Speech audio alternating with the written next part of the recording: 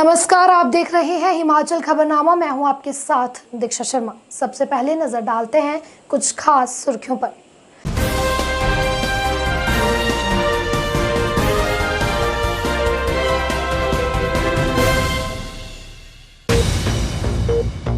राज्यपाल राजेंद्र विश्वनाथ आर्लेकर ने lady governor Anagha Arlekar के साथ शिमला के जाखू मंदिर में हनुमान जी के किए दर्शन।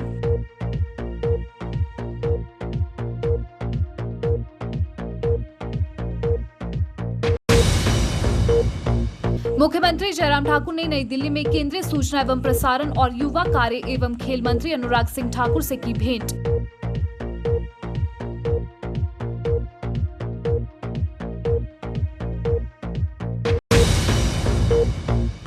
स्वास्थ्य मंत्री राजीव सैजल ने कहा, कोविड से तीसरी लहर से निपटने को स्वास्थ्य विभाग मुस्तैद।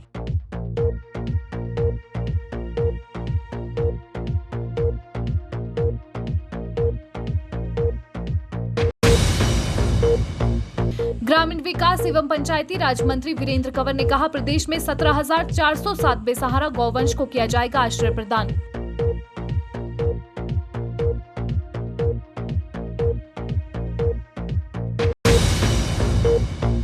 उपायुक्त शिमला आदित्य नेगी ने कोविड-19 की संभावित तीसरी लहर से बचाव को लेकर रिज और माल रोड पर बुजुर्गों को छोड़ बाकी सभी के बैठने पर लगाई पाबंदी। कहा, भीड़ बढ़ने पर नहीं मिलेगी एंट्री।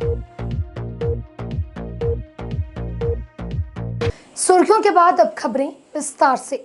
मुख्यमंत्री जयराम ठाकुर ने नई दिल्ली में केंद्रीय सूचना एवं प्रसारण और युवा कार्य एवं खेल मंत्री अनुराग सिंह ठाकुर से भेंट की। मुख्यमंत्री ने अनुराग सिंह ठाकुर को कैबिनेट मंत्री बनने पर बधाई दी और कहा कि यह राज्य के लिए बेहद गर्व की बात है। मुख्यमंत्री ने राज्य में खेलों के लिए बुनियादी ढांचे को मजबूत करने, विशेषकर इंडोर स्टेडियम के निर्माण के बारे में भी चर्चा की, जिससे राज्य के युवा खिलाड़ियों को आगे बढ़ने में मदद मिल सके। वहीं कैबिनेट मंत्री अनुराग सिंह ठाकुर ने राज्य को हर संभव सहायता प्रदान करने का आश्वासन दिया। इस दौरान भाजपा के प्रदेश अध्यक्ष सुरेश कश्यप भी मौजूद रहे। ग्रामीण विकास एवं पंचायती राज मंत्री वीरेंद्र कंवर ने हिमाचल प्रदेश गौ सेवा आयोग की चौथी बैठक की अध्यक्षता की और आयोग की प्रगति की समीक्षा की। पंचायती राज मंत्री ने कहा कि राज्य सरकार बेसहारा गौवंश के संरक्षण के लिए प्रदेश में गौ सदनों और गौ अभ्यारण्यों को सुदृढ़ करने के लिए प्रतिबद्ध है। उन्होंने कहा कि प्रदेश के विभिन्न क्षेत्रों में छोड़े हुए पशुओं को संरक्षण, पुनर्वास और आश्रय प्रदान करने के लिए प्रदेश सरकार अनेक प्रयास कर रही है। अब तक सरकार ने 17,407 बेसहारा गौवंश को आश्रय प्रदान किया है। उन्होंने कहा कि बेसहारा गौवंश को आश्रय प्रदान करने के मामले में हिमाचल को आदर्श राज्य बनाने के प्रयास किए जाएंगे।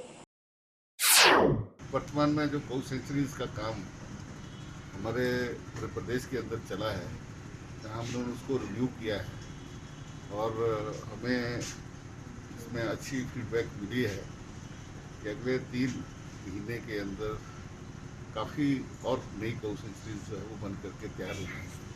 वैसे अभी कोटड़ा बड़ोग के साथ साथ हांडा कुंडी ये तो चल रही हैं, लेकिन साथ में लुथान जहाँ उसकी कैपेसिटी 1000 से ज़्यादा गऊ रखने की है, तो इसके साथ साथ खैरी में भी 500 से 700 गऊ जो है वहाँ पर रखी जाएगी।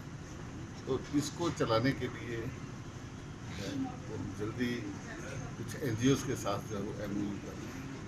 साथ में हम अधिकांश यहाँ पर फॉडर की समस्या रहती है, तो फॉडर की समस्या को ध्यान में रखते हुए हमने यूनिवर्सिटी के साथ जो है वो MOU किया है कि हमें वो सैलेज बना करके देंगे, कॉस्ट टू कॉस्ट ही देंगे और वो सिर्फ गौ सेंचुरीज को देंगे। और ये भी तय हुआ है कि अगर वो मॉडल सक्सेसफुल रहता है सैलेज बनाने का यूनिवर्सिटी का, तो हम वो उस तकनीक को हम जिला लेवल के ऊपर जो है वो लागू करेंगे और उससे जो हमारी जो गौ सेंचुरीज हैं इनके लिए जो चारा एक बड़ी समस्या रहती है और विशेषकर हरा चारा जो है वो समस्या रहती है, उसका समाधान मिलेगा। और साथ में जो नई गौ सेंचुरीज बन रही हैं तो उनको बड़े स्तर के लिए एक चैफ कैटर भी आयोग जो है उसको हुआ है। और हम अपने लक्ष्य की तरफ बढ़ते, हमारा लक्ष्य है कि हम 2022 तक हम हिमाचल प्रदेश को जो है वो जितने भी सड़क के ऊपर जितने भी हमारे बेसहारा पशुधन है उसको हम गौ से अर्की विधानसभा क्षेत्र के विधायक स्वर्गीय राजा वीरभद्र सिंह की अस्थियां पूरे विधि विधान के साथ गंभर नदी में कांग्रेसी नेताओं व कार्यकर्ताओं द्वारा प्रवाहित की गई, जिसके बाद अर्की कांग्रेस ने निर्णय लिया कि स्वर्गीय राजा वीरभद्र सिंह की प्रतिमा अर्की में स्थापित की जाएगी। प्रदेश कांग्रेस कमेटी के सचिव राजेंद्र ठाकुर ने बताया कि अर्की कांग्रेस कमेटी के सभी पदाधिकारियों, नगर पंचायत अध्यक्ष व उपस्थित सभी कांग्रेस जनों सहित क्षेत्र की जनता ने सर्वसम्मति से निर्णय लिया है कि अर्की के प्रिय विधायक स्वर्गीय राजा वीरभद्र सिंह की प्रतिमा सिविल अस्पताल के समीप बने खेल मैदान में स्थापित की जाएगी, जिसके लिए नगर पंचायत अर्की के अध्यक्ष व उनकी टीम ने स्वीकृति दे दी है। उन्होंने कहा कि यह प्रतिमा जयपुर में निर्मित होगी और प्रतिमा निर्माण में लगने वाली राशि का वहन अर्की कांग्रेस के पदाधिकारी, कार्यकर्ता व समर्थक स्वेच्छा से करेंगे। सभी वरिष्ठ कांग्रेसी और जितने भी राजा वीरभद्र सिंह के समर्थक हैं, सभी लोगों ने जो अभी आप हाल ही में फेसबुक पर और सोशल मीडिया पे भी देख रहे होंगे कि उनकी प्रतिमा लगाने के बारे में जो डिस्कशन चल रही है, उसमें क्योंकि राजा वीरभद्र सिंह जो कि हिमाचल प्रदेश नहीं अपितु पूरे भारतवर्ष के एक लोकप्रिय नेता थे, परंतु हमारा सौभाग्य था कि हमारी अर्की विधानसभा क्षेत्र में अंतिम सांस जो है उन्होंने वो एक प्रेजेंट एमएलए विधायक अर्की क्षेत्र के ली है। तो हमारा सभी का दायित्व बनता है कि सर्वप्रथम उनका जो प्रतिमा का जो स्थापना है वो अर्की विधानसभा क्षेत्र में की जाए, और जो ये सर्वसम्मति से आज ये निर्णय लिया गया कि अर्की प्रॉपर में जो पार्क है हॉस्पिटल के समीप, वहाँ पर उनकी प्रतिमा को स्थापित किया जाएगा और उसकी जो तारीख है वो 1 जनवरी 2022 को ये मूर्ति स्थापित की जाएगी और ये मूर्ति जयपुर में अगले 2 या 3 दिन में बननी शुरू हो जाएगी, जिसमें कम से कम 3 और 4 महीने का समय लगेगा। इसमें मैं जितने भी हमारे कांग्रेस के वरिष्ठ लोग हैं सभी ने इन्होंने अपनी सहमति भी जताई है और ये सारा निजी जो अंशदान से ये कार्य होगा, सरकारी इसमें कोई धन नहीं उपयोग किया जाएगा, अपितु जो नगर पंचायत के हमारे सामान्य अध्यक्ष हैं और उपाध्यक्ष और पूरी इनकी जो टीम है और विशेषकर अर्की के जो लोग हैं, उन्होंने अर्की नगर पंचायत के जो पार्क है उसमें के लिए स्थान देने की जो सहमति प्रदान की है, उसका सभी अर्की की जनता इनका धन्यवाद करती है, क्योंकि उस महान नेता की जो अर्की विधानसभा का हेडक्वार्टर है वो अर्की में ही इनकी प्रतिमा लगाई जाए। इसी में सबकी जो राय भी थी, सहमति भी थी। तो मैं यही कहना चाहूँगा कि सर्वप्रथम हिमाचल प्रदेश में जो राजा वीरभद्र सिंह जी की प्रतिमा है वो 1 जनवरी 2022 को अर्की विधानसभा क्षेत्र के जो पार्क है उसमें लगाई जाएगी। सोमवार से प्रदेश में 18 वर्ष की आयु से अधिक के लोगों को वैक्सीन लगनी शुरू हो जाएगी। इसके लिए अलग से कोई साइट्स चिन्हित नहीं होगी। हर दिन 70 से 75 हजार डोज लगाई जाएगी। अभी प्रदेश में 5 लाख डोज की उपलब्धता है। स्वास्थ्य मंत्री राजीव सहजल ने बताया कि हिमाचल प्रदेश में अब तक कुल 43 लाख लोगों को कोविड वैक्सीन लगाई जा चुकी है, जिसमें लगभग 33 लाख लोगों को पहली डोज जबकि 10 लाख लोगों को दोनों डोज लगाई जा चुकी है। स्वास्थ्य मंत्री ने संभावित कोविड की तीसरी लहर से निपटने का दावा भी किया और कहा कि इसे लेकर स्वास्थ्य विभाग तैयारियां कर रहा है, लेकिन लोगों को सावधानी बरतने की बेहद आवश्यकता है। इसके अलावा उन्होंने बताया कि प्रदेश में अभी तक कुल 27 ब्लैक फंगस के मामले सामने आए हैं, जिनमें से 6 लोगों की मृत्यु हो चुकी है, जबकि 5 आईजीएमसी और 3 टांडा मेडिकल कॉलेज में उपचाराधीन है। 27 मामले जो है रिपोर्ट हुए हैं ब्लैक फंगस के अभी तक हिमाचल प्रदेश के अंदर। उसमें 6 की मृत्यु जो है वो हो चुकी है और अभी 5 जो हैं वो आईजीएमसी शिमला में उपचाराधीन हैं और 3 मामले जो हैं वो हमारा जो गवर्नमेंट मेडिकल कॉलेज टांडा है वहाँ पर उपचार के हेतु जो है वहाँ पर भर्ती हैं। बाकी लोग जो हैं वो ठीक हो चुके हैं। फर्स्ट डोजेज जो कुल अभी तक लगी हैं तो ऐसे जो हैं 33,65,125 लोग हैं जिनको फर्स्ट डोज लग चुकी है और इस संख्या के साथ तकरीबन प्रदेश की 62% जनसंख्या को जो है फर्स्ट डोज जो है वैक्सीन की लगाई जा चुकी है। और अगर हम सेकंड डोज की बात करें तो 10,07,147 सेकंड डोजेज जो है सेकंड डोज जो है इतने लोग जो है उसको प्राप्त कर चुके हैं और ये तकरीबन राज्य की जनसंख्या का 22% बनता है।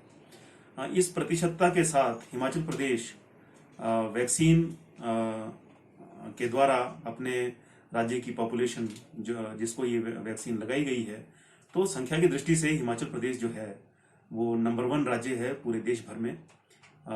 वेस्टेज की भी जब हम बात करते हैं तो 0% वेस्टेज जो है वो हिमाचल प्रदेश के अंदर है। एक और हर्ष का विषय है कि अगले सोमवार से 18+ जो हमारे आयु वर्ग के जो लोग हैं उनको भी वैक्सीनेशन जो है लगाई जाएगी।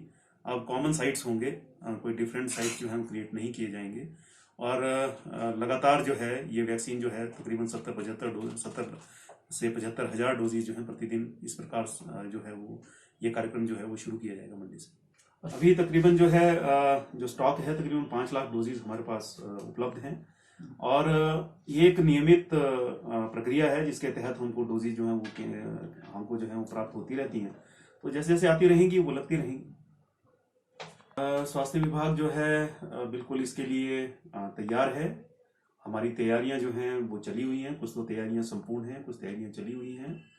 सेकेंड वेव के दौरान भी जिस तरह से विभाग की तैयारियां रही हैं, चाहे वो बेड स्ट्रेंथ बढ़ाने का हिमाचल प्रदेश में प्रयास रहा हो, चाहे वो इक्विपमेंट्स विभिन्न स्वास्थ्य संस्थानों को उपलब्ध करवाने का प्रयास रहा हो, तो वो थर्ड वेव की तैयारी के हेतु जो है ये सारी तैयारी जो है वो काम में आएगी।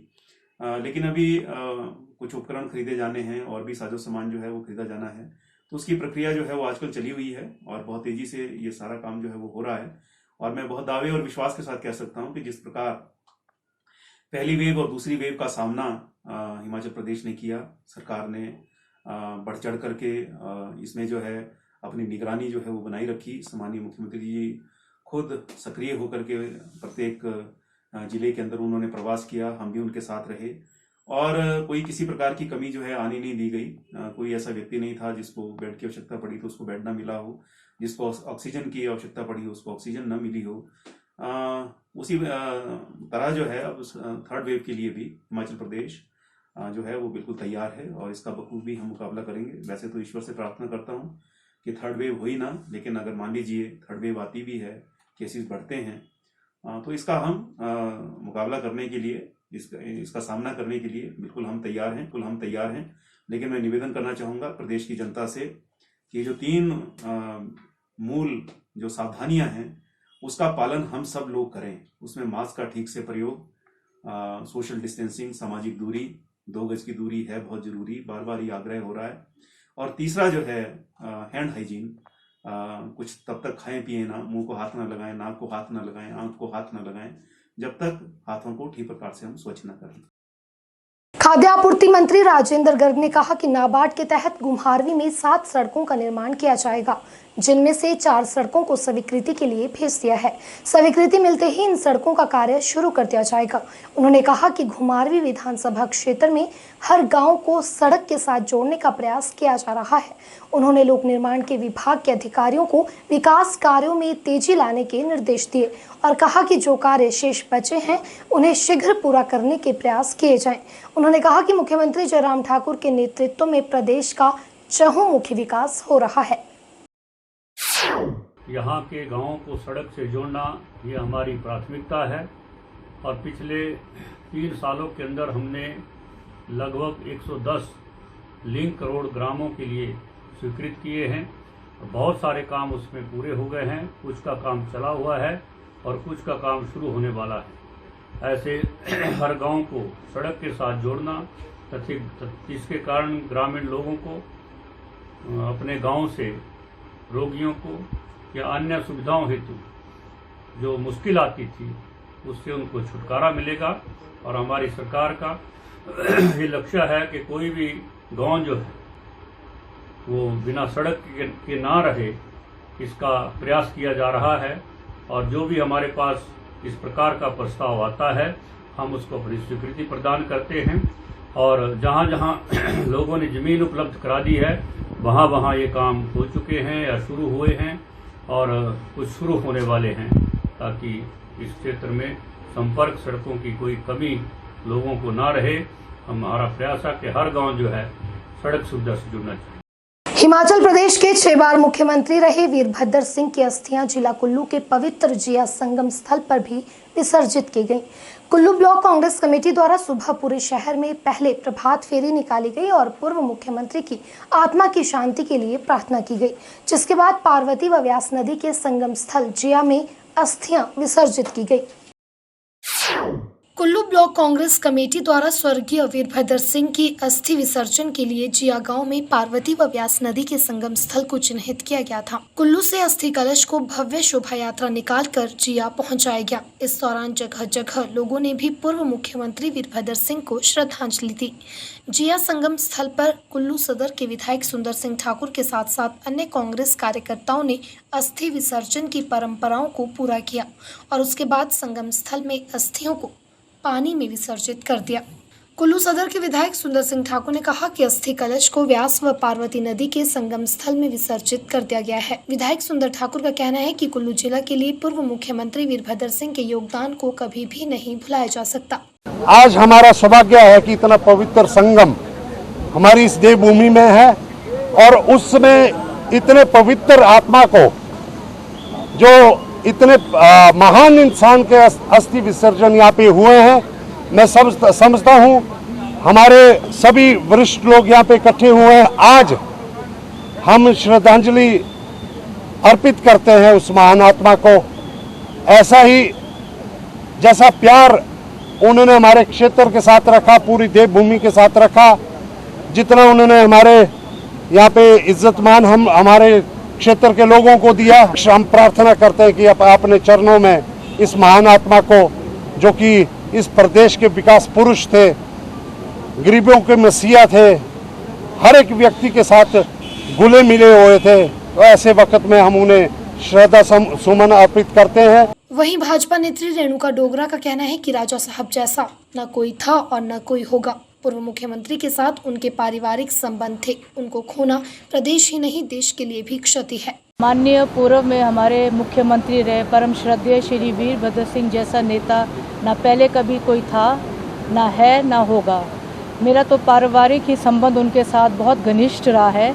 मेरे माता पिता ने शुरू से उनके साथ कार्य किए, पिताजी के मित्र भी थे। 25 साल की महज एक उम्र में वो लोकसभा सांसद बने थे जब हमारे घर उनका आना जाना था, और व्यक्तिगत तौर पर मैंने स्वयं 30 साल उनके सानिध्य से, उनके आशीर्वाद से, उनकी छत्र छाया में कार्य किया है। आप समझ सकते हैं 30 साल से भावनात्मक रूप से उनसे जुड़ी हूँ। उनका हमारे दिल पर हमेशा राज रहेगा। उनको खोना पूरे प्रदेश के लिए, यहाँ तक कि पूरे देश के लिए एक बहुत बड़ी क्षति है जिसकी भरपाई करना असंभव है। गौर रहे कि जिला कुल्लू में विभिन्न पवित्र नदियों में कांग्रेस कमेटी द्वारा पूर्व मुख्यमंत्री वीरभद्र सिंह की अस्थियों का विसर्जन किया गया, तो वहीं लाहौल घाटी में भी चंद्रभागा नदी के संगम पर लाहौल कांग्रेस कमेटी द्वारा अस्थियां विसर्जित की गई। उत्तरी भारत के प्रसिद्ध सिद्धपीठ बाबा बालकनाथ देओट सिद्ध मंदिर में श्रद्धालुओं की बढ़ती भीड़ को देखते हुए जिला प्रशासन ने फैसला लिया है कि मंदिर के कपाट शनिवार और रविवार 2 दिन 24 घंटे खुले रहेंगे। उपायुक्त हमीरपुर ने मंदिर प्रशासन, न्यास अध्यक्ष एवं एसडीएम बड़सर और पुलिस प्रशासन को निर्देश जारी किए हैं कि श्रद्धालुओं से कोविड-19 की गाइडलाइन की पालन करवाना सुनिश्चित बनाएं। उन्होंने बताया कि सप्ताह के अंतिम दिनों बाहरी राज्यों से काफी संख्या में श्रद्धालु बाबा बालकनाथ मंदिर में नतमस्तक होने पहुंचते हैं, जिसके चलते यह निर्णय लिया गया है कि शनिवार और रविवार को देओट स्थित मंदिर में 24 घंटे श्रद्धालुओं के लिए कपाट खुले रहेंगे। उन्होंने बताया कि मंदिर में सेक्टर अधिकारियों की तैनाती की गई है ताकि भीड़ पर काबू पाया जा सके। सावन माह का शुभारंभ हो गया है। ऐसे में उत्तरी भारत के प्रसिद्ध सिद्धपीठ देओट सिद्ध बाबा बालकनाथ मंदिर को श्रद्धालुओं की सुविधा के लिए शनिवार और रविवार हफ्ते के 2 दिन 24 घंटे खुला रखा जाएगा, जिसके लिए बाबा बालक मंदिर न्यास चेयरमैन एवं उपायुक्त हमीरपुर देवश्वेता बनिक ने आदेश जारी कर दिए हैं। उपायुक्त देवश्वेता बनिक ने कहा कि बाबा के दरबार को अब शनिवार और रविवार 24 घंटे खुला रखा जाएगा। साथ ही मंदिर में सेक्टर अधिकारियों की तैनाती की गई है ताकि मंदिर में भीड़ पर काबू पाया जा सके। उन्होंने लोगों से भी अपील की है कि मंदिर में कोविड प्रोटोकॉल का पालन करें और ज्यादा देर तक यहां ना रुकें। उन्होंने बताया कि मंदिर में भीड़ को नियंत्रित करने के लिए मंदिर प्रशासन को सख्त निर्देश जारी किए गए हैं। हमने हाल ही में जो डिजास्टर मैनेजमेंट एक्ट में ऑर्डर्स किए हैं उसमें हमने लोकल जो टेम्पल प्रशासन है, temple officer, temple trust chairman और डीएसपी, इनको आदेश किए हैं और जो कि वो उस पर कार्य कर रहे हैं कि पूरे टेम्पल के इर्द गिर्द अंदर और बाहर का लोकेशन, उसमें पूरी तरह से हमने एडिशनल सिक्योरिटी भी डिप्लॉय की है लास्ट वीक से। तो पूरा प्रॉपर डिप्लॉयमेंट प्लान उसका आपको बनाएं और साथ में हर सेक्टर जहां जहां भीड़ भाड़ होती है उसमें एक एक सेक्टर ऑफिसर सिक्योरिटी फोर्सेस के साथ डिप्लॉयड हो, ताकि वो समय समय पे पूरे समय जो है जहां जहां भीड़ बढ़ रही है उस पर निगरानी रख सके और लोगों को बार बार जो है जागरूक किया जाए कोविड के नियमों के बारे में। और हमने ये भी ऑर्डर्स किए हैं कि कहीं जहाँ पे बार बार समझाने पे, बार बार अपील करने पे काम नहीं आता, वहाँ पे जो भी पीनल प्रोविजंस हमारे डिजास्टर मैनेजमेंट एक्ट में है, पुलिस एक्ट में है, उनका इस्तेमाल करके जो डिफॉल्टर्स हैं जो फिर भी नहीं मान रहे, उन पे सख्त कार्रवाई जो है वो करने के निर्देश हमने पुलिस विभाग को भी दिए हैं।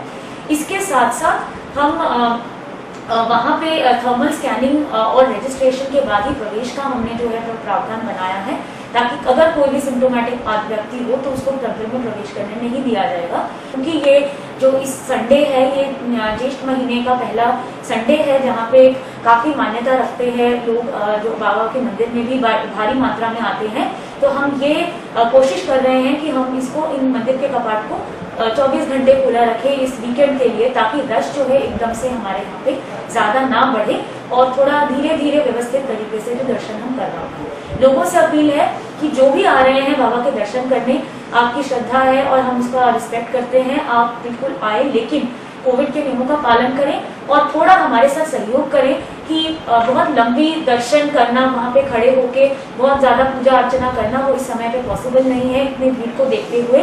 तो कृपया लोकल जो सिक्योरिटी फोर्सेज हैं, पुलिस के कर्मचारी हैं, मंदिर के कर्मचारी हैं, उनका साथ दें और सबकी सहभागिता से हम जो है मंदिर की भीड़ को नियंत्रित कर सकें। प्रदेश कांग्रेस महासचिव केवल सिंह पछानिया व कांग्रेस कार्यकर्ताओं ने गज खड्ड में स्वर्गीय राजा वीरभद्र सिंह के अस्तु प्रवाहित किए। इस दुखद घड़ी में पठानिया ने कहा कि राजा साहब के जाने से शाहपुर विधानसभा क्षेत्र की जनता को ही नहीं बल्कि पूरे प्रदेश को नुकसान हुआ है। शाहपुर विधानसभा क्षेत्र में स्वर्गीय वीरभद्र सिंह द्वारा दिए गए योगदान को कभी भी नहीं भुलाया जा सकता। जो प्यार, जो आशीर्वाद आदरणीय राजा जी का मेरे क्षेत्र पे और खासकर विशेषकर शाहपुर क्षेत्र पे रहा, कभी जिंदगी में ऐसा सोचा नहीं था कि ये समय भी इतनी जल्दी हमारे बीच आएगा। हम तो आस लगाए बैठे थे कि 22 में भी हमारे वीरभद्र सिंह इस प्रदेश का नेतृत्व करेंगे, गरीबों के मसीहा थे। आज जो कुछ भी सीखा इस कांग्रेस पार्टी में, जो मेरे को लेके आए, मेरे पार्टी के नेता आदरणीय वीरभद्र सिंह स्वर्गीय, लगा स्वर्ग में भी वो राज करें। और आज हम सब लोग ये प्रण लेते हैं कि राजा वीरभद्र सिंह के साथ मैंने 20 साल बेटे के समान काटे हैं और एक समय ऐसा नहीं आया कि 20 साल में मैंने बड़े बड़े लोगों को डांटते हुए देखा। इतना प्यार था, असंभव चीज को भी मैंने बताया कि राजा साहब ने कभी मना नहीं किया। जो हमने कहा तो राजा साहब आपका अस्थि कलश हम प्रवाह कर रहे हैं, आपका आशीर्वाद पूरे देश पे और प्रदेश की जनता पे बना रहे। आज पूरा प्रदेश फोन कर रहा है और आज आपके पुत्र आदरणीय टिक्का विक्रमादित्य सिंह ठीक 10 बजे ये समय आ गया है। साहब आपको हिम्मत दे, रानी साहिबा आपको हिम्मत दे। हिमाचल प्रदेश का जनमानस आपके पीछे खड़ा है।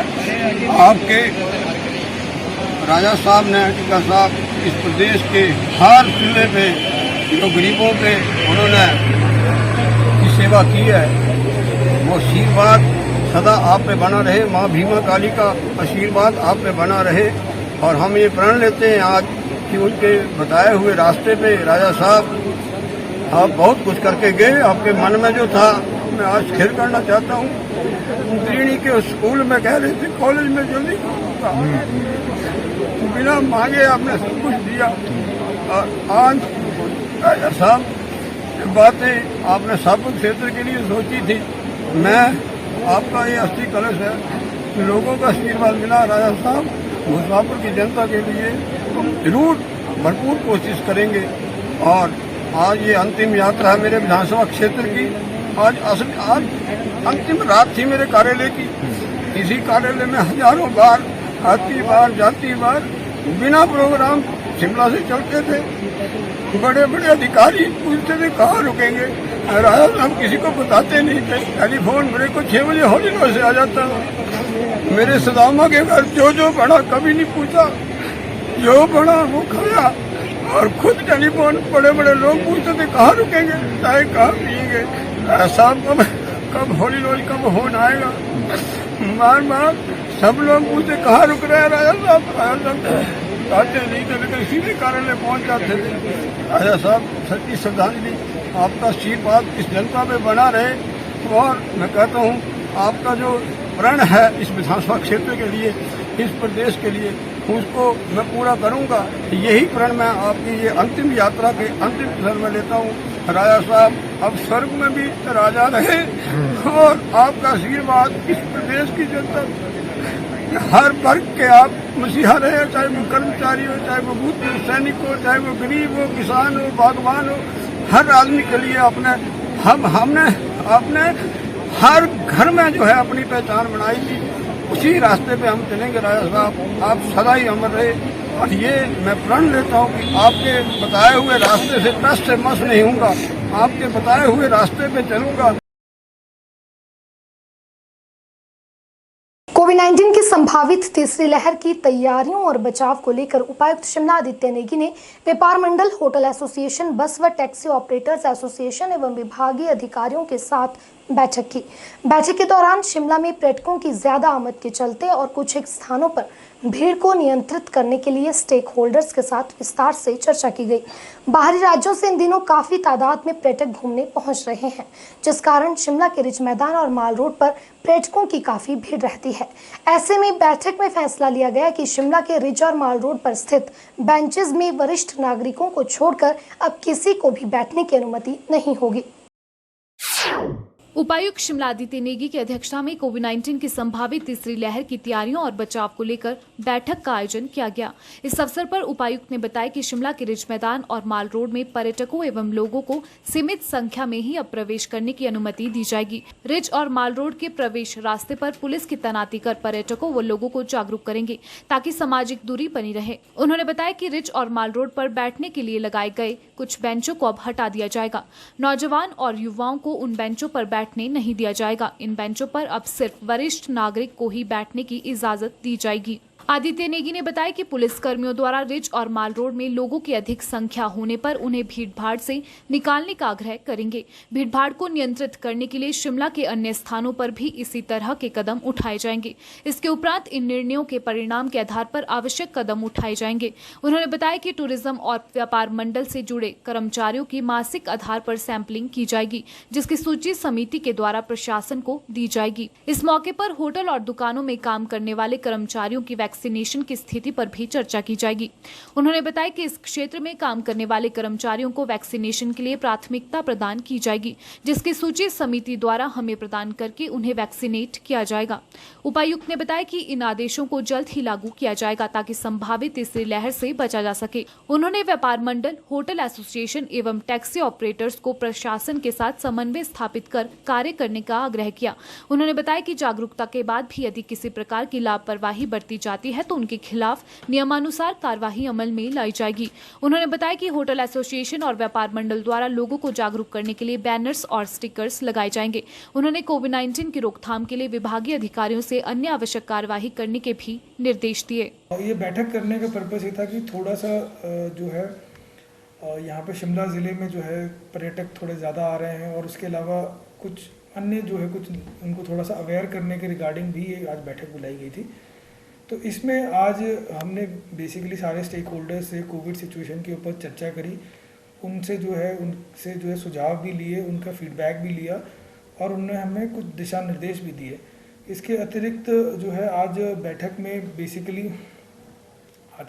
बेसिकली 2-3 प्रमुख निर्णय हुए हैं। उसमें एक तो ये है कि जो हमारा रिज है, रिज में जो है हम जो है सीटिंग अलाउ नहीं करेंगे। वहाँ पे लोगों के लिए जो बेंचेस वगैरह लगाए गए हैं उसको हम हटा रहे हैं वहाँ से, और रिज पे जो है सीटिंग सिर्फ जो है जो वरिष्ठ नागरिक हैं केवल उन्हीं को अलाउ किया जाएगा। इसके अलावा ट्रायल बेसिस पे जो है हम जो हमारा रिज मॉल रोड है उसके एक्सेस को जो है वो थोड़ा रिस्ट्रिक्ट करेंगे। वहाँ पे जो हमारे 5-6 एक्सेस पॉइंट्स हैं वहाँ पे हम पुलिस को डिप्लॉय करेंगे, जो आने वाले पर्यटकों को, लोगों को थोड़ा सा जागरूक करेंगे, उनको समझाएंगे, उनको जो है कोविड अप्रोप्रिएट बिहेवियर के लिए प्रेरित करेंगे। और अगर कभी ऐसा होता है कि रिज में जो है बहुत ज़्यादा लोग हो जाते हैं, तो वो वहाँ की कैपेसिटी को देखते हुए फिर लोगों को की मूवमेंट को थोड़ा रिस्ट्रिक्ट या रेगुलेट किया जा सकता है। इसके अतिरिक्त ये भी निर्णय लिया गया है कि जो हमारे जो व्यापारी बंधु हैं और हमारे जो होटल में जो लोग काम करते हैं, उनकी भी जो है मंथली सैम्पलिंग अब से मैंडेटरी होगी। तो उनको भी हमने आज ये डायरेक्शंस दिए हैं कि वो लोग अपने स्टाफ की जो है मैंडेटरी सैम्पलिंग करवाएंगे हर महीने। इसके अतिरिक्त जो है वैक्सीनेशन के रिगार्डिंग भी हमने उन्हें जो है सभी स्टेक होल्डर्स को कहा है कि वो अपने जितने भी लोग हैं उनके साथ एसोसिएटेड उनकी वैक्सीनेशन का एक स्टेटस हमें दें, ताकि हम लोग जो है जो छूट गए हैं उनकी वैक्सीनेशन करवा सकें। तो इन्हीं 4-5 प्रमुख मुद्दों पे जो है आज वहाँ चर्चा हुई और ये कुछ निर्णय लिए गए हैं। रोहड़ू में पूर्व मुख्यमंत्री राजा वीरभद्र सिंह का अस्थि कलश पब्बर नदी में प्रवाहित किया गया। इस मौके पर रोहड़ू के विधायक मोहनलाल ब्रागटा और ब्लॉक कांग्रेस कमेटी अध्यक्ष करतार सिंह कुल्ला सहित कांग्रेस पार्टी के कई कार्यकर्ता मौजूद रहे। वहीं इस दौरान पूर्व मुख्यमंत्री राजा वीरभद्र सिंह की आत्मा की शांति के लिए हवन का भी आयोजन किया गया। ब्लॉक कांग्रेस कमेटी रोहड़ू के अध्यक्ष करतार सिंह कुल्ला ने बताया कि 15 जुलाई को पूर्व मुख्यमंत्री का अस्थि कलश रामपुर से रोहड़ू लाया गया था और लोग दर्शन कर सकें, इसके लिए अस्थि कलश को ओल्ड बस स्टैंड रोहड़ू में रखा गया था। वहीं विधायक मोहनलाल ब्रागटा ने बताया कि रोहड़ू के साथ पूर्व मुख्यमंत्री का संबंध राजनीतिक से ज्यादा पारिवारिक रहा है। उन्होंने कहा कि पूर्व मुख्यमंत्री द्वारा प्रदेश को दिए गए योगदान को कभी भी नहीं भुलाया जा सकता।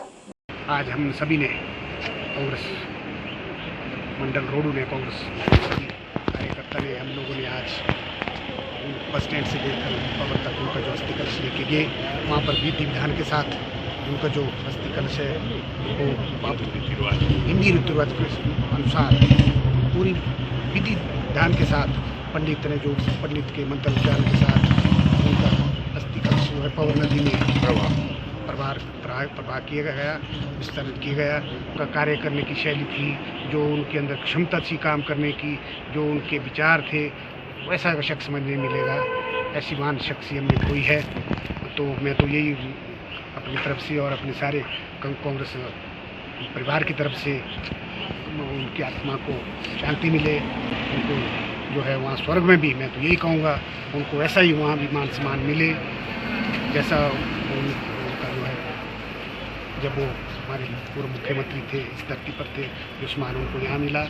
उपायुक्त शिमला आदित्य नेगी ने उपायुक्त कार्यालय कक्ष में कोविड-19 के मुश्किल दौर में 108 एम्बुलेंस सेवा और 102 जननी एक्सप्रेस एम्बुलेंस सेवा के माध्यम से जिला के लोगों को बेहतर स्वास्थ्य सेवाएं उपलब्ध करवाने व समय पर मरीजों को अस्पताल पहुंचाने के लिए जीवीके EMRI एम्बुलेंस सेवा के कर्मचारियों को प्रशस्ति पत्र देकर सम्मानित किया। इस अवसर पर जिलाधीश शिमला ने 108 और 102 के कर्मचारियों की बेहतर सेवाओं की सराहना की और उन्हें आगे ऐसे ही कार्य करने के लिए प्रोत्साहित किया।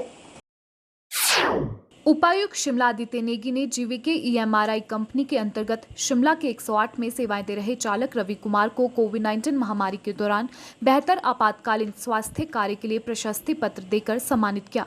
चालक रवि कुमार ने जिला में एम्बुलेंस के माध्यम से सबसे अधिक 309 मरीजों को अस्पताल तक पहुंचाने में अहम भूमिका निभाई है। उपायुक्त ने तकनीशियन सुरेंद्र कुमार को कोविड-19 महामारी के दौरान बेहतर कार्य के लिए प्रशस्ति पत्र देकर सम्मानित किया। सुरेंद्र कुमार ने जिला में 108 एम्बुलेंस के माध्यम से 270 मरीजों को स्वास्थ्य सुविधा उपलब्ध करवाकर अस्पताल तक पहुंचाने में अहम भूमिका निभाई है। वहीं 102 एम्बुलेंस में कार्यरत कैप्टन विशाल को भी उनकी बेहतर सेवाओं के लिए सम्मानित किया गया। उन्होंने महामारी के दौरान में 163 मरीजों को स्वास्थ्य सुविधाएं उपलब्ध करवाई। उपायुक्त शिमला आदित्य नेगी ने बताया कि जिला शिमला में 108 एम्बुलेंस द्वारा कोविड-19 महामारी के दौर में 3672 लोगों को स्वास्थ्य सुविधाएं प्रदान की गई। वहीं 102 एम्बुलेंस के माध्यम से 10,439 सैंपल एकत्रित किए गए और 264 लोगों को घर ड्रॉप बैक किया गया। उन्होंने इस अवसर पर 108 और 102 के कर्मचारियों को उनके बेहतर सेवाओं की सराहना की और उनके आगे ऐसे ही कार्य करने के लिए प्रोत्साहित किया। उन्होंने कहा कि कोविड-19 के मुश्किल दौर में जब पूरा विश्व एक भय के वातावरण में लिप्त था, उस वक्त अपनी और अपने परिवार की चिंता किए बिना जीवीके EMRI एम्बुलेंस कर्मचारियों ने निस्वार्थ भाव से जिला वासियों के लिए दिन रात अपनी सेवाएं दी है। अभी कोविड के टाइम में हमारे जितने भी ईएमटी पायलट और कैप्टन्स थे, इन्होंने बहुत अच्छा काम किया। आज उनकी उत्कृष्ट सेवाओं के लिए उनको यहाँ पर डीसी साहब के थ्रू नवाजा गया है। तो ये 3 पायलट हैं मिस्टर रवि, जिन्होंने 309 केसेस किए थे, और ईएमटी हैं मिस्टर सुरेंद्र, जिन्होंने 270 केस किए। और जैसा कि 108 की जो हमारी एम्बुलेंसेस हैं, ये स्पेशली मेडिकल, पुलिस और फायर इमरजेंसीज के लिए रहती हैं। तो उस बीच हमने 102 की कुछ गाड़ियां भी उसमें ऐड की थी, ताकि लोगों को किसी तरह की परेशानी ना हो। तो उसमें जो 102 में मिस्टर विशाल हैं, उन्होंने भी 163 केसेस करके इसमें अपना योगदान दिया। तो कोविड काल में हमने बहुत सारे केस किए हैं। ये तो मेरे को आज पता लगा कि 309 किए हैं। पिछले सोमवार को जिला कांगड़ा में भारी बारिश से हुई तबाही से पर्यटन कारोबार को बड़ा झटका लगा है। पिछले वीकेंड पर होटलों में 80 से 90% तक ऑक्यूपेंसी थी, जो अब घटकर 2 से 3% रह गई है। वीकेंड पर जिले के सभी निजी और निगम के होटलों में हुई एडवांस बुकिंग को पर्यटकों ने रद्द करवा दिया है। धर्मशाला के होटलों की बात करें तो यहाँ ऑक्यूपेंसी 5% रह गई है। जो भी एक भारी बरसात के कारण जो एक हमारे नदियाँ नाले तो तूफान पे आए, और उस कारण जो हमारे कुछ घर और कुछ दुकानें उनको नुकसान हुआ।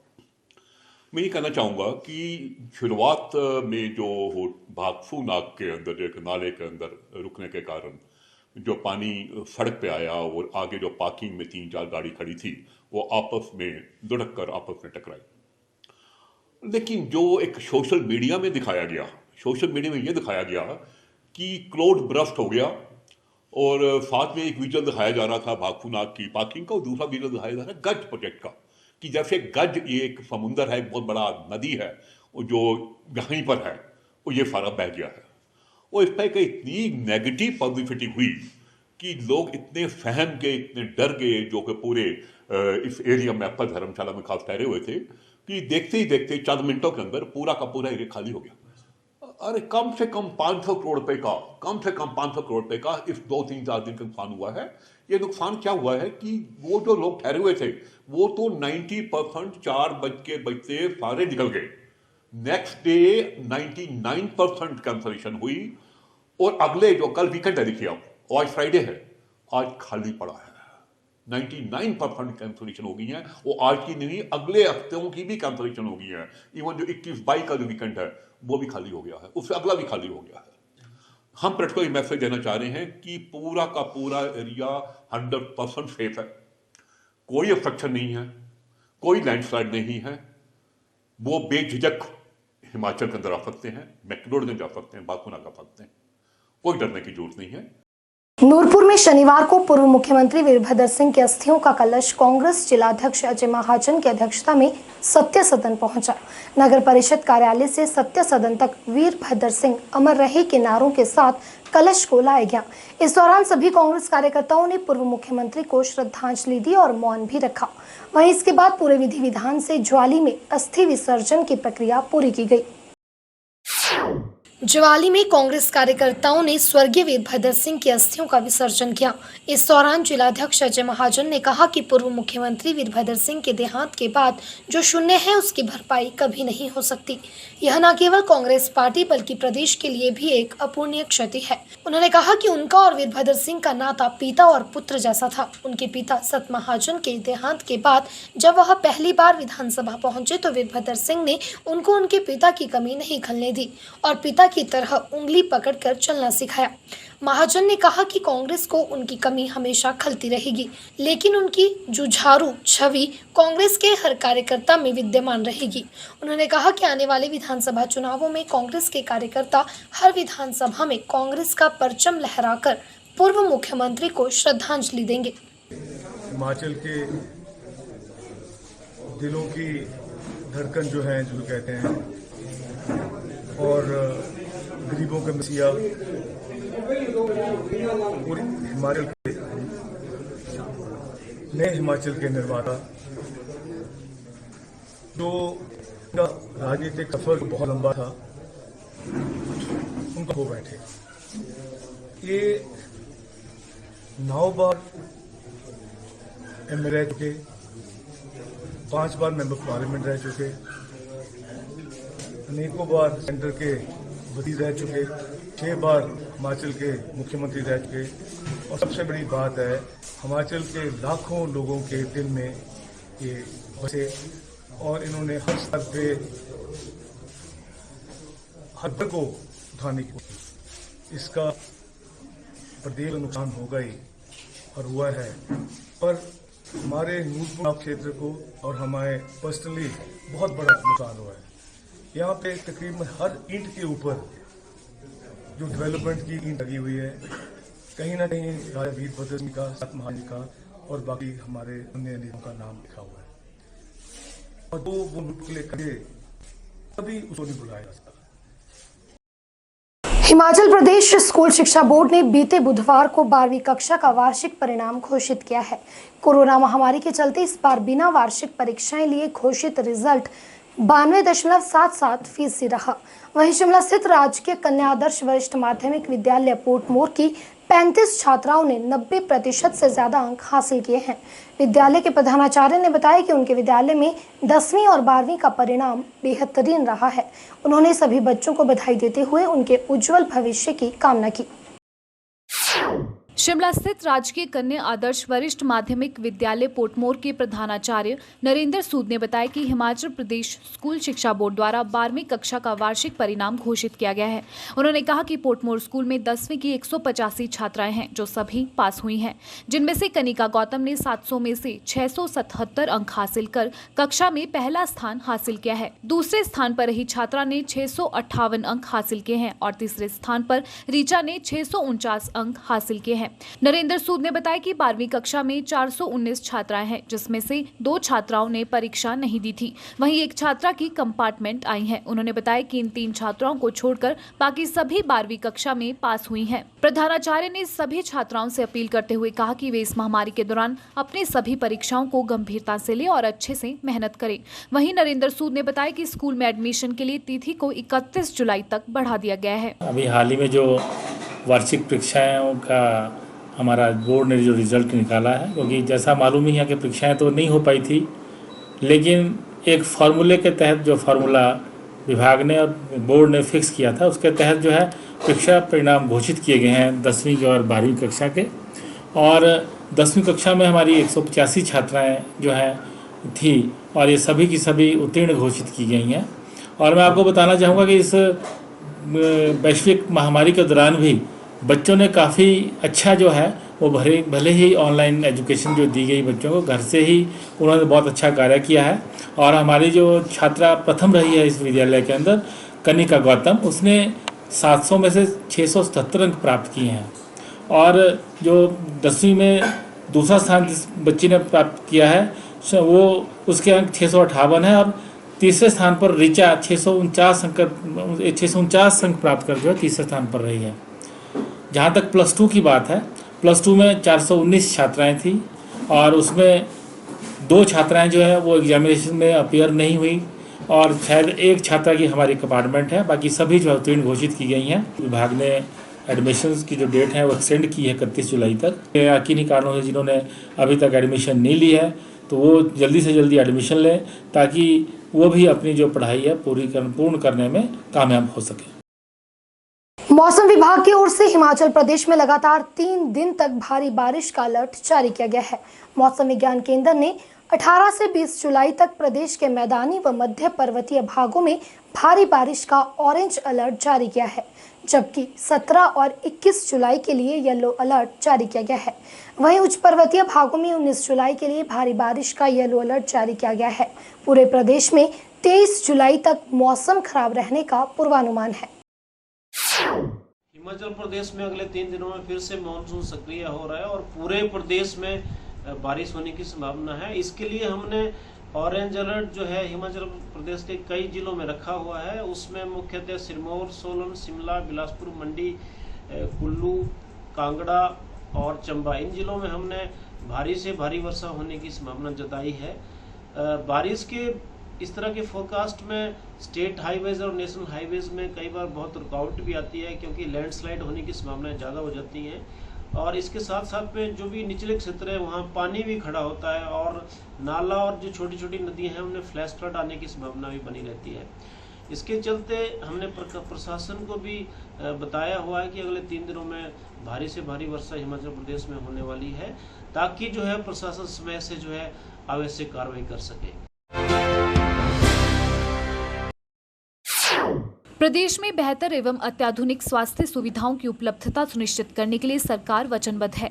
प्रदेश उच्च स्तर की स्वास्थ्य सेवाओं के लिए पर चालू वित्त वर्ष में 3016 करोड़ रुपए व्यय किए जा रहे हैं। यह जानकारी विधानसभा अध्यक्ष विपिन सिंह परमार ने सुलह हलके में 25 लाख रुपए की लागत से निर्मित उप स्वास्थ्य केंद्र डगैरा के लोकार्पण के अवसर पर लोगों को दी। उन्होंने कहा कि सुलह विधानसभा क्षेत्र में स्वास्थ्य सुविधाओं और ढांचागत विकास में व्यापक सुधार किया गया है। उन्होंने कहा कि अस्पतालों को स्तरोन्नत करने के साथ नए भवनों का निर्माण और विशेषज्ञ चिकित्सकों को नियुक्त किया गया है। सिविल हॉस्पिटल धीरे के भवन पर 20 करोड़ और सिविल हॉस्पिटल धीरा के भवन पर 5 करोड़ रुपए व्यय किए जा रहे हैं, जबकि सामुदायिक स्वास्थ्य केंद्र को 30 बेडेड बनाया गया है। परमार ने कहा कि सरकार राज्य के लोगों को सस्ती कीमत पर निवारक, उपचारात्मक और गुणवत्तापूर्ण स्वास्थ्य सेवाएं प्रदान करने के लिए प्रतिबद्ध है। उन्होंने कहा कि प्रदेश के दूरदराज, दुर्गम, ग्रामीण और शहरी आबादी की उत्तम स्वास्थ्य सेवाएं उपलब्ध करवाने के लिए प्रदेश के अस्पतालों, सामुदायिक स्वास्थ्य केंद्रों, प्राथमिक स्वास्थ्य केंद्रों और उप केंद्रों की स्थापना की गई है। उन्होंने कहा कि ग्रामीण क्षेत्रों में स्वास्थ्य सुविधाओं को मजबूत करने का प्रयास किया जा रहा है। आज उद्घाटन के लिए बहुत से स्वास्थ्य उपकेंद्र तैयार हो गए, यानी डई का तैयार हो रहा है, घोरा का तैयार हो रहा है, इधर कानफट में जमीन का चयन हो गया है, चांदड़ और खड़ुल की तरफ निर्माण के कार्य पूर्ण हो गए हैं। इसलिए किया गया है कि हमारी स्वास्थ्य की सुविधाएं अच्छी हों, बढ़िया हों। मांगे तो जिंदगी में कभी खत्म नहीं होंगी, पर जो जीवन को जीने के लिए एक रक्षक के रूप में हमारे स्वास्थ्य कर्मी काम करते हैं, जो हमारे डॉक्टर्स काम करते हैं, हेल्थ वर्कर काम करते हैं, आशा बहनें काम करती हैं, अब जब कभी भी वो आएंगी तो यहाँ उनको बैठने का आशियाना हिमाचल प्रदेश सरकार स्वास्थ्य विभाग ने प्रदान कर दिया है। बधाई, मुबारकबाद, बहुत बहुत बधाई। हिमाचल खबरनामा के इस अंक में आज इतना ही। नमस्कार।